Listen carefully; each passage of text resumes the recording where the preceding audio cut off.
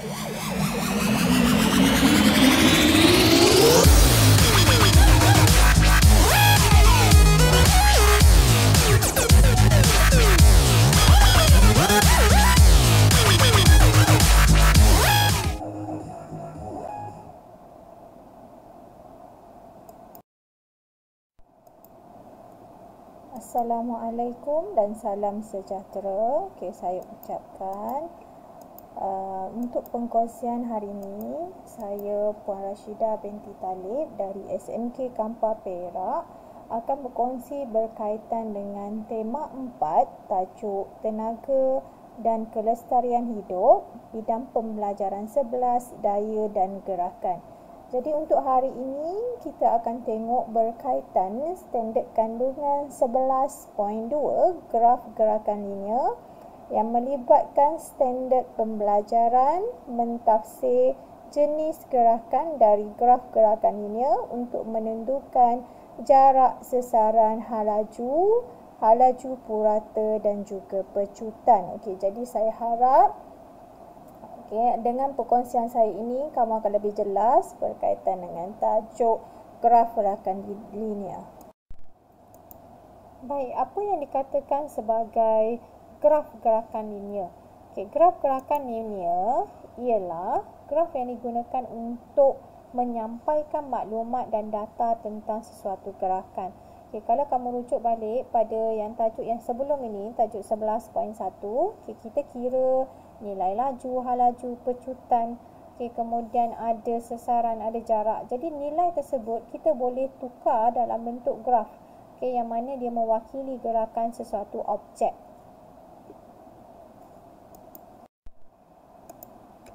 Baik, ini adalah contoh yang pertama bagi graf gerakan linear, iaitu graf sesaran masa.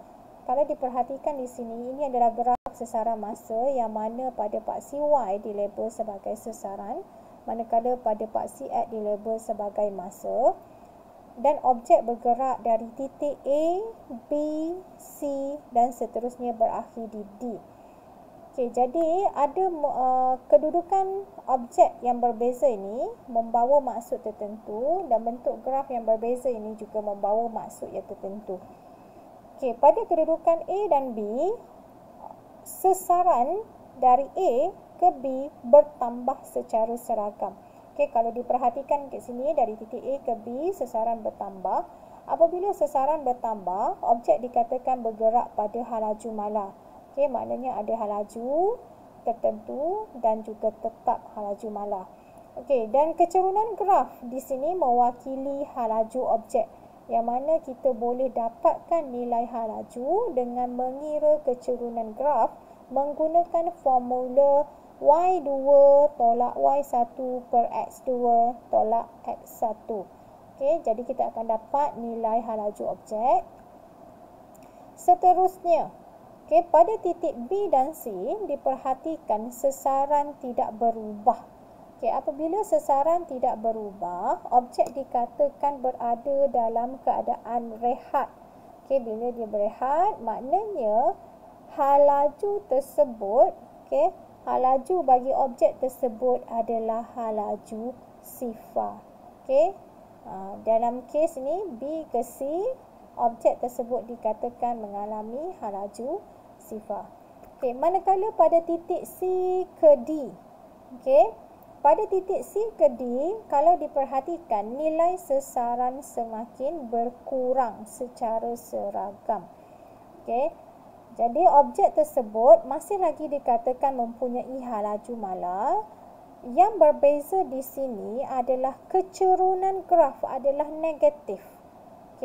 Kecerunan graf adalah negatif dan kecerunan graf mewakili halaju objek, yang mana pada titik C ke D halaju objek adalah negatif. Dan objek pada tempoh ini, pada titik C ke D ni, bila nilai halaju negatif, objek tersebut dikatakan berpatah balik.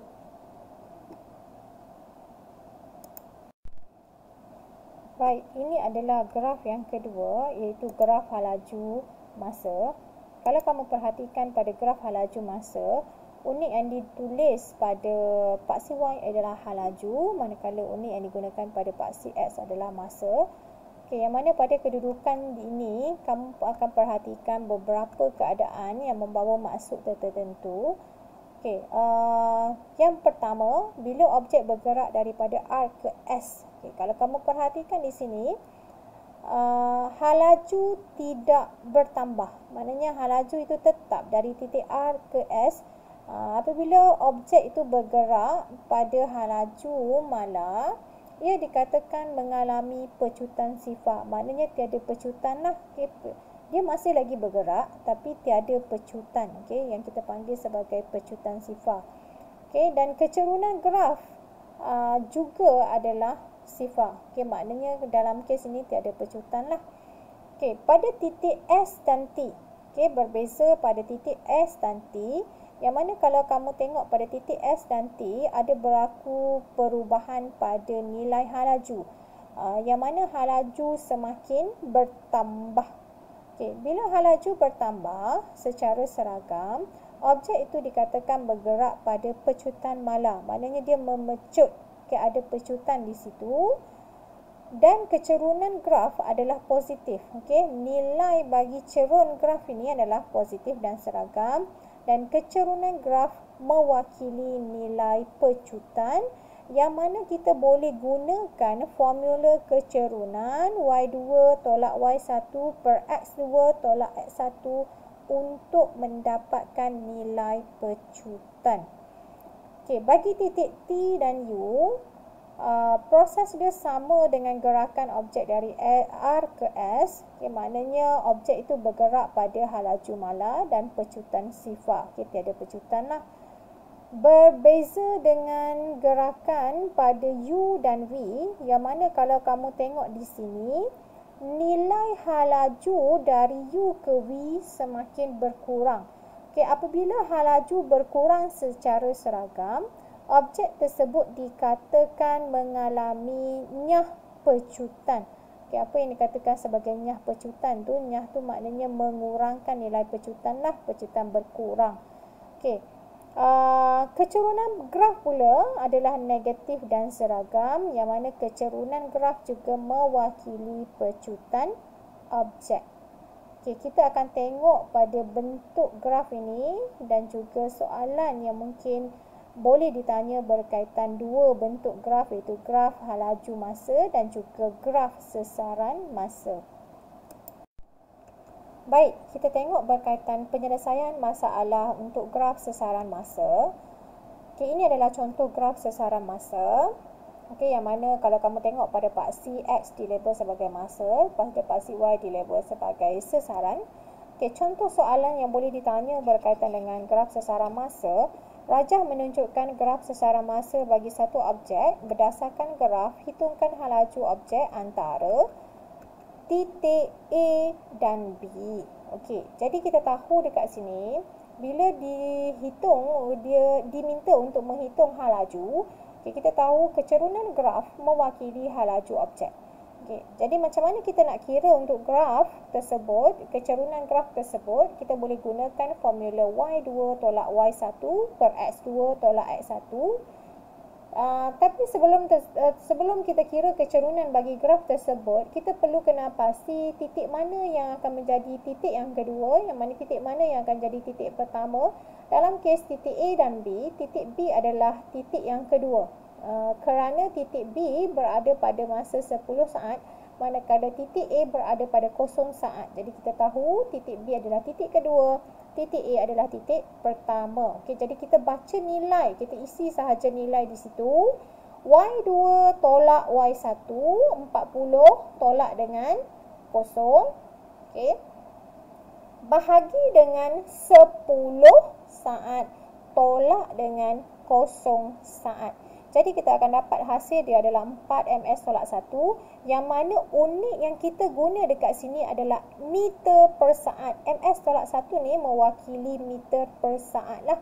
Okay, yang mana meter adalah unit bagi sesaran, S adalah unit bagi masa, iaitu saat. Okay, jadi unit bagi hal laju adalah unit bagi hal laju adalah ms tolak 1. Okey, seterusnya pada titik C dan D, kalau kamu perhatikan pada titik C dan D, nilai graf, okey, titik D adalah titik yang kedua, manakala titik C adalah titik yang pertama. Dari C dan D, kalau kamu perhatikan, sesarannya berkurang. Okey, nilai sesaran dari 40 okey menjadi kosong.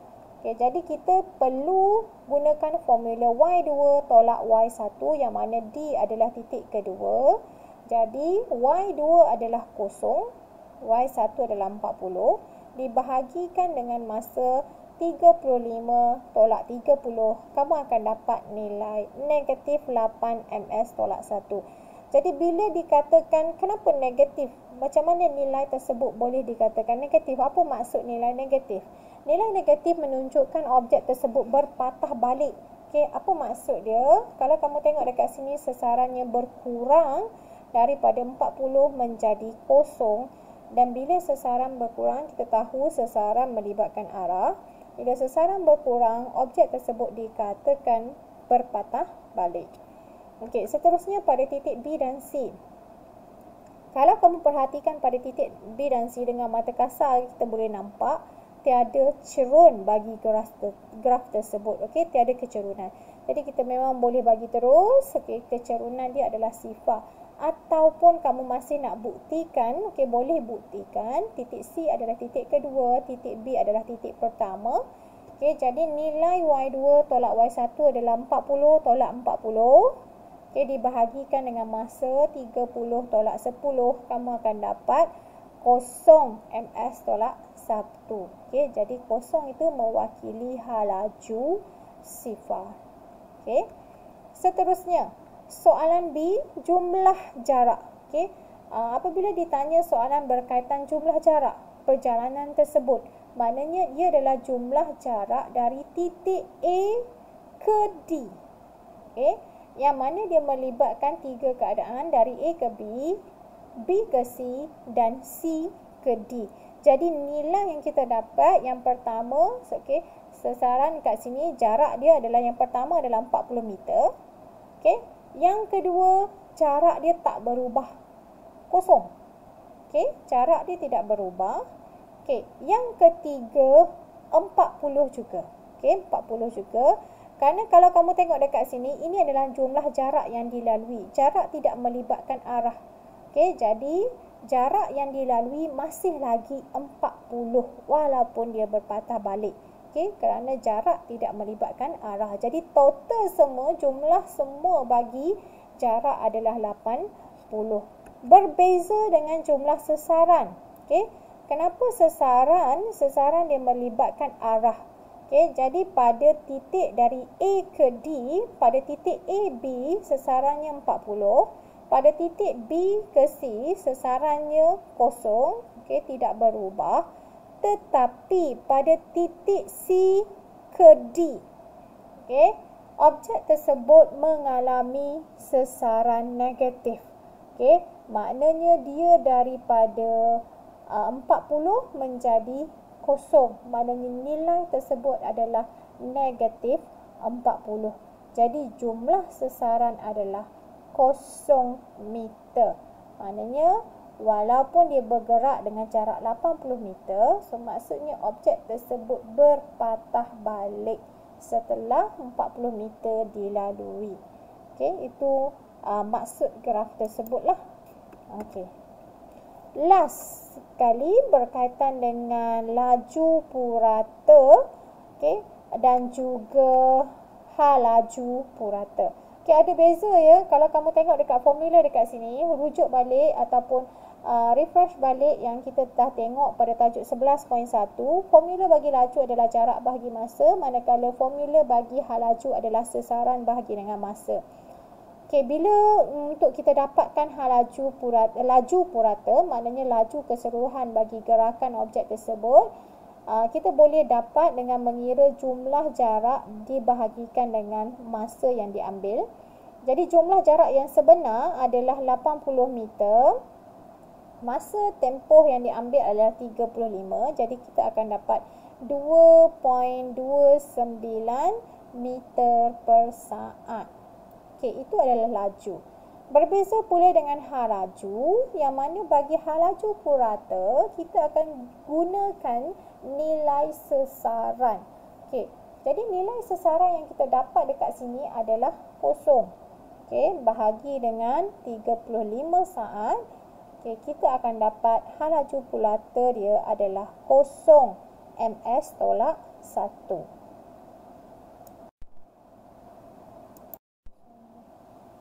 Okey, seterusnya kita akan tengok berkaitan penyelesaian masalah graf hal laju dan masa. Okey, kalau kamu perhatikan dekat sini, ini adalah contoh graf hal laju masa yang mana pada paksi X dilabel sebagai masa dan pada paksi Y dilabel sebagai hal laju. Okey. Untuk soalan berkaitan dengan graf hal laju masa ini, kita tengok pada soalan yang pertama. Rajah menunjukkan graf hal laju masa bagi satu objek. Berdasarkan graf, hitungkan nilai pecutan objek itu bagi kedudukan P dan Q. Okey, jadi kita tahu untuk graf hal laju masa, nilai kecerunan adalah nilai pecutan, yang mana nilai bagi pecutan tersebut kita boleh dapat daripada dua kedudukan hal laju yang berbeza, iaitu Q adalah hal laju akhir, P adalah mewakili hal laju awal. Jadi kalau kita recall balik, formula bagi pecutan adalah hal laju akhir tolak hal laju awal bahagi dengan masa yang diambil. Okey, jadi dalam kes ini nilai kecerunan adalah nilai pecutan. Jadi kita boleh guna untuk kita hitung nilai pecutan menggunakan formula kecerunan, iaitu Y2 tolak Y1 bahagi dengan X2 tolak X1. Dan kalau kamu tengok pada kedudukan P dan Q, titik Q adalah titik yang kedua, titik P adalah titik yang pertama. Jadi nilai yang akan kita dapat adalah 20 tolak dengan 10 bahagi dengan 10 tolak 0. Kita akan dapat 2 ms tolak 2. Okey, jadi ambil perhatian, unit bagi pecutan kita gunakan ms tolak 2. Kenapa? Sebab ms tolak 1 mewakili hal laju, kita bahagikan sekali lagi dengan saat. Jadi bila untuk unit pecutan, nilai yang akan kita dapat ataupun unit yang akan kita gunakan adalah meter per saat kuasa 2. Okey.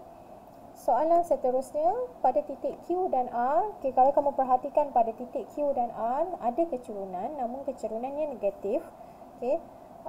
Jadi kita boleh gunakan formula yang sama juga. Okey, kita gunakan formula kecerunan Y2 tolak Y1 bahagi X2 tolak X1, yang mana titik R adalah titik yang kedua, Q adalah titik yang pertama. Jadi 10 tolak dengan 20 bahagi 20 tolak 10, kamu akan dapat negatif 1 ms tolak 2. Okey, itu adalah pecutan bagi Q dan R. Dan dalam tempoh ini dikatakan objek tersebut mengalami nyah pecutan lah, maknanya pecutan berkurang. Seterusnya pada titik R dan S, kalau kamu tengok di sini daripada graf pun kita boleh nampak, okey, objek tersebut tiada kecerunan. Okey, pada titik R dan S, maka pada titik R dan S itu objek tersebut dikatakan mengalami pecutan sifar. Okey, kalau kamu nak buktikan, masih lagi boleh gunakan formula yang sama, Y2 tolak Y1 bahagi dengan X2 tolak X1, yang mana 10 tolak 10 bagi hal laju kita akan bahagikan dengan 30 tolak 20 saat. So kita akan dapat 0 ms tolak 2, yang mana terbukti pada titik R dan S nilai pecutan adalah 0. Okey, seterusnya pada titik S dan T. Okey, S dan T sama situasi dengan titik Q dan R, yang mana kalau kamu perhatikan graf tersebut pecutan adalah negatif. Okey, maknanya nilai hal laju tu berkurang. Okey, jadi kat sini kita gunakan formula yang sama, Y2 tolak Y1 bahagi dengan X2 tolak X1.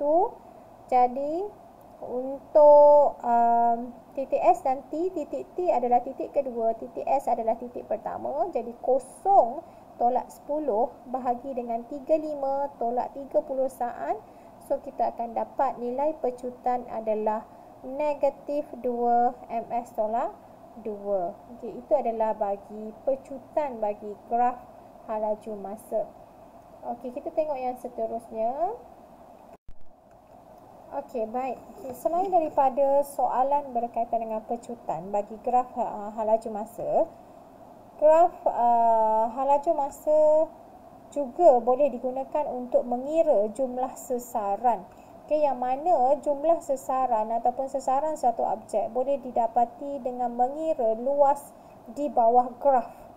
Okay, jadi dalam kes ini, kita tengok soalan yang pertama, hitungkan jumlah sesaran bagi 10 saat yang pertama. Okey, 10 saat yang pertama yang mana objek adalah bergerak daripada titik P ke Q, yang mana dia membentuk sebuah segitiga. Jadi kita perlu kira luas berdasarkan bentuk yang terbentuk. Jadi untuk formula segitiga, jumlah luas kita boleh dapat dengan mengira 1/2 darab panjang darab tinggi. Jadi kita akan dapat 1/2 darab 10 darab 20, yang mana jumlah sesaran yang akan kita dapat adalah 100 meter. Okey. Yang kedua, soalan yang kedua, hitungkan jumlah sesaran semasa halaju seragam. Kita tahu pada titik R dan S, halaju dia tidak berubah. Jadi halaju dikatakan seragam. Jadi kita akan kira jumlah sesaran bergantung kepada luas graf RS. Okey, jumlah graf, luas di bawah graf RS yang mana dia membentuk segi empat tepat. Kita boleh kira luas berdasarkan formula panjang darab tinggi, yang mana kita akan dapat 10 kali 20, kita akan dapat jumlah sesaran pada titik R dan S adalah 100 meter. Okey, seterusnya bagi 10 saat yang terakhir. Okey, baik. Kalau kamu perhatikan dekat sini, pada 10 saat yang terakhir adalah luas di bawah graf UV. Okey, jadi TUV lah, segitiga TUV. Okey, yang mana dia membentuk satu segitiga. Jadi kita akan gunakan formula luas bagi segitiga, 1/2 kali panjang kali tinggi, yang mana kamu akan dapat 1/2 kali 10 kali 10. Namun ada perbezaan dekat sini. Okey, bila dikatakan sebagai nilai sesaran. Okey, kalau kamu perhatikan objek di sini dia berada di bawah graf. Okey, maknanya bawah nilai bawah asalan, okey, pada paksi X. Jadi dalam kes ini sesaran ini berkurang dan mempunyai nilai negatif. Okey, jadi kita letakkan nilai negatif di depan. Okey, jadi mewakili jumlah sesaran tersebut adalah negatif. Okey, jadi jumlah yang kita akan dapat adalah negatif 50 meter. Okey. Soalan seterusnya berkaitan dengan graf halaju masa. Hitungkan jumlah jarak keseluruhan perjalanan. Okey, yang mana kalau kamu tengok dekat sini, jarak keseluruhan perjalanan mewakili perjalanan daripada titik P ke titik V. Okey, yang mana dia melibatkan luas di bawah graf beberapa bentuk, iaitu bermula daripada PQ, QR, RS, ST, TU dan UV. Jadi untuk luas keseluruhan jarak, jumlah keseluruhan bagi jarak objek tersebut, kita perlu kira jumlah luas di bawah graf. Okey, bagi kedudukan PQ, QR, RS, ST dan UV, yang mana ia mewakili bentuk yang berbeza. Okey, bagi PQ bentuk segitiga, bagi QR, formula yang kita gunakan adalah formula luas bagi trapezium. Okey, yang mana 1/2 darab dengan jumlah sisi darab dengan tinggi. Okey, jadi kita akan dapat 1/2 darab dengan 10 tambah 20 darab dengan 10. Okey, kemudian untuk RS kita dah kira tadi bagi segi 4. Kemudian untuk ST bentuk segitiga, 1/2 darab 5 darab 10. Dan last sekali adalah segitiga TUV, yang mana kita akan dapat, yang kita telah kira tadi, 50. Okey, jadi jumlah keseluruhan bagi jarak yang dilalui dari titik P hingga V adalah 425 meter.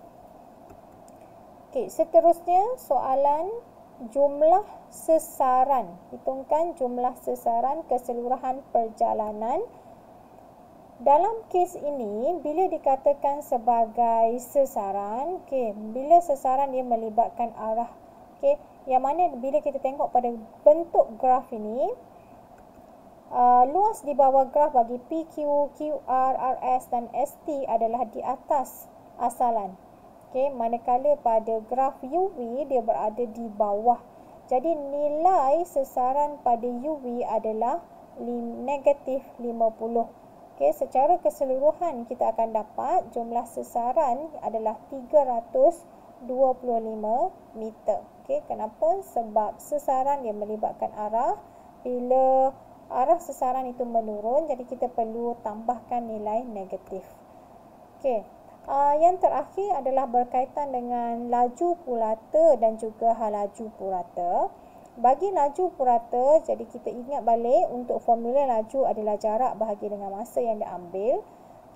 Keseluruhan jarak yang diambil adalah 425 meter bahagi dengan masa adalah 45 saat. Jadi laju purata kita akan dapat 9.44 meter per saat. Itu adalah laju. Kemudian bagi halaju purata, untuk formula bagi halaju adalah sesaran bahagi dengan masa. Jadi jumlah sesaran yang kita dapat adalah 325 bahagi dengan masa yang diambil ialah 45. Dan kita akan dapat jumlah halaju purata adalah 7.22 meter per saat. Baik, saya harap dengan penjelasan yang telah saya berikan, termasuk dengan contoh-contoh soalan dan angka penggunaan, dapat membantu pelajar-pelajar lebih menguasai tajuk 11.2 berkaitan dengan graf gerakan linear. Saya ucapkan selamat maju jaya dan sekian terima kasih.